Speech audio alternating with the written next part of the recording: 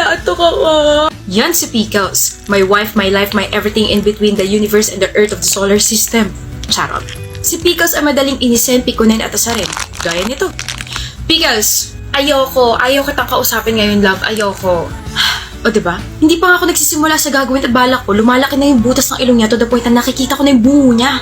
Isa lang eh. Alam ko na yung mga ganyang panimula mo. Iinisin mo na naman ako. Hindi ka pa ba inis sa lagay na yan? Gusto mo ba tanggalan kita ng ngipin, ha? Simulan na natin ang operation, pikunin si Mrs. Nananakit bang masamang damo?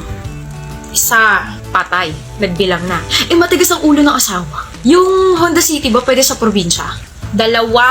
Napupundi ba ang ilaw ng tahanan? Yung triba kapag nagalit, puno na siya. Yung pantalon, pwede rin ba ipanglakad? Pwede na ba magsalita sa hearing? Ano kaya waistline ng korte? 2.5. Huwag mo lang talaga paubutin to ng 3 na ko. Ramon, sinasabi ko sa'yo. Pinalad ba ang tawag sa taong sinampal?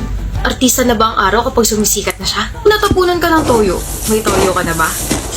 Saan ka pupunta? Kuha ko ng toyo at itatapon sa'yo kasi ang lakas na naman ng toyo dyan sa utak mo. Love naman eh. Ano? Sardinas may ligo pero bakit ikaw wala? Nasaan na ba tsinelas? Okay, babay na. Bakit ko ba siya pinakasalan? Kasi walang iba naliligong Freddy. Ako lang. Roman! Pickles! Pickles! Ano? Ayoko na, nakasimangat ka na eh. Ano? May kulangot ka po. O diba kaya mo ako pinakasalan kasi nauuto kita? Visit ka! This is just one of the reasons why I love her so much. Eksima ng kanyang pasensya pero alam ko mahal na mahal niya ako. Di kita mahal. Don't listen to her. Ganyan yung mga linyahan ng mga taong pikon sa taong mahal nila.